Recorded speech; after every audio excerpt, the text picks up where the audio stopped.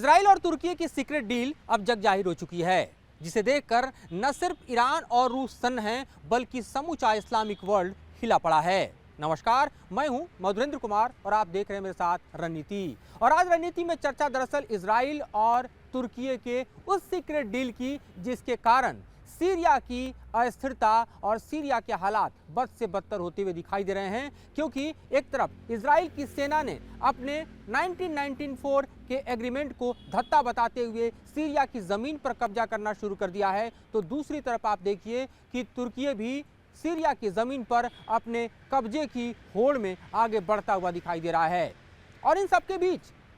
सबसे ठगा कोई महसूस कर रहा है तो इस वक्त एसटीएस का प्रमुख अल जोलानी महसूस कर रहा है, जिसे ऐसा लग रहा था कि उसने एलेप्पो से दमिश्क तक जीतकर असद की सरकार के पतन के बाद एक सीरिया में स्थिरता लाने और ख़ास तौर पे एक गठबंधन की सरकार को बनाने का अवसर मिलेगा। लेकिन अल जोलानी को भी सीरिया में इस वक्त तुर्की और इजराइल ने कुछ इस तरह से उलझा दिया है कि वो अब वहाँ के बाकी विद्रोही गुट यानी एसटीएफ, सीरियन जो नेशनल आर्मी एसएनए, उसके अलावा आप देखिए कि अन्य गुट जो हैं उसके साथ भिड़ता हुआ नजर आ रहा है। इस वक्त के हालात में अगर हम देखें तो दरअसल ये किसी को भी समझ नहीं आ रहा कि ये हुआ कैसे। क्योंकि एक तरफ तो अर्दवान इस बात को लेकर इस्लामिक वर्ल्ड में डंका पीट रहे थे कि इजराइल को नियंत्रित करना है, फिलिस्तीन को आज़ाद कराना है, कौज ऑफ फिलिस्तीन का झंडा लेकर, और साथ साथ नेतन्याहू को धमकी दिया कर रहे थे। लेकिन जो अंदर खाने में अर्दोगन ने किया है वो दरअसल इस्लामिक वर्ल्ड में खलीफा होने के लायक नहीं, बल्कि यूँ कहें कि अपने राष्ट्रवाद को प्रमुखता देते हुए अर्दोगन ने जो किया है वो इस वक्त तुर्की में देखा जा सकता है।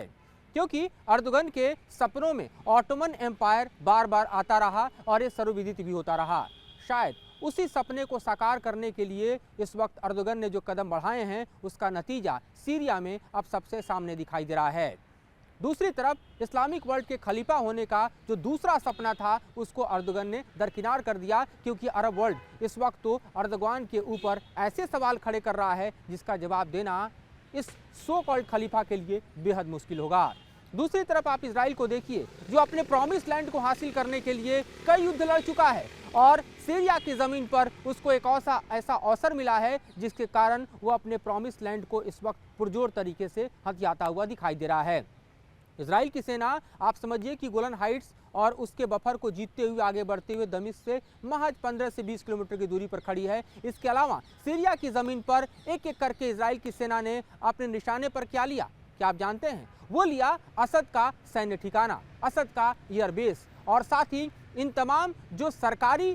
खास तौर पे सैन्य ठिकाने थे, सैन्य बेस थे, हथियार थे, हथियारों का जखीरा था, एयरफोर्स का पावर था सीरिया का, उस सबको इजराइल की सेना ध्वस्त करती जा रही है, धूल दूषित करती जा रही है। क्योंकि उसे मालूम है कि ये ट्रांसफ़र खास तौर पे एसटीएस को हो गया, यानी हयात अल शाम को हो गया, अल जुलानी के नेतृत्व को हो गया, तो ये उसे ताकत देगा। और न इजराइल चाहता है और ना ही तुर्की चाहता है कि एसटीएस ताकतवर हो। ये चाहते हैं कि दरअसल सीरिया भले ही खंड खंड हो जाए लेकिन अपना हित सधे, और इस वक्त किसी का हित सत्ता हुआ दिखाई दे रहा है तो वो दरअसल अर्दोगन का और नेतन्याहू का हित सत्ता हुआ दिखाई दे रहा है। दूसरी तरफ पुतिन जो हैं वो भी बेचैन हैं, क्योंकि असद को भले ही उन्होंने असाइलम दे दिया है लेकिन अब उनको समझ नहीं आ रहा कि सीरिया में आगे करना क्या है, क्योंकि रूस को वहां से अपनी सेना बुलानी पड़ी वापस, चाहे एयरफोर्स हो या फिर नेवी हो। खास तौर पे आप देखिए तो नेवल बेस वहाँ रूस का जो सबसे बड़ा है टॉर्टस में, वहाँ से भी दरअसल रूस की सेना को निकलना पड़ा है। हालांकि टॉर्टस पे कोई बड़ा अटैक अभी नहीं हुआ है, लेकिन कल की तारीख में टॉर्टस का भविष्य भी अधर में दिखाई दे रहा है,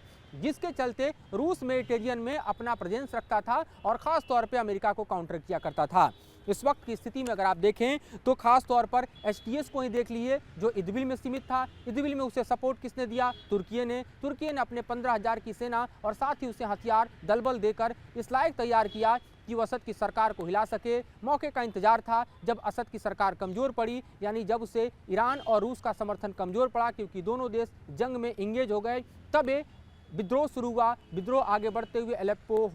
होम्स होते हुए हमने देखा कि महज 12 से 13 दिन में दमिश्क पहुंचा और वहां पर पूरी तरह से असद की सरकार को गिराने में कामयाब रहा।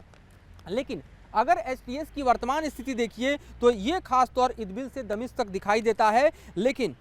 दूसरी तरफ अगर आप एसडीएफ को देखिए तो एसडीएफ को हम देख रहे हैं कि पूर्वी सीरिया में उसका एक ज़बरदस्त वर्चस्व है, उसे भी अमेरिका का समर्थन हासिल है क्योंकि एसडीएफ जो है वो आईसिस का दुश्मन रहा है और अमेरिका इसलिए उसको सपोर्ट करता है क्योंकि जिस इलाके में यानी पूर्वी सीरिया में एसडीएफ का प्रभाव है वहाँ पर भारी पैमाने पर खनिज हैं और उसके अलावा वहाँ पर भारी पैमाने पर तेल भी है और एसडीएफ हथियार डालने को न तैयार है और ना ही वो एसडीएफ से किसी भी तरह का समझौता करने को तैयार है। अब यहाँ से निकलकर हम आते हैं उत्तरी सीरिया में यानी एसएनए के इलाके में। जी हाँ, सीरिया नेशनल आर्मी। हालांकि सीरिया नेशनल आर्मी और खास तौर पे एसटीएस दोनों को तुर्की सपोर्ट करता रहा, लेकिन सीरिया नेशनल आर्मी और एसटीएस के बीच के गठजोड़ इस वक्त बेहद खराब दिखाई दे रहे हैं। दोनों कोलैबोरेशन करने के लिए बिल्कुल तैयार नहीं हैं। इसके आगे आप बढ़िए तो आता है अलावायत फोर्सेज। अलावायत यानी वो समूह जो कि असद के समुदाय से आता है, यानी सिया बहुल। सिया बहुल इसलिए क्योंकि ये पूरा का पूरा अलावायत फोर्सेज जो है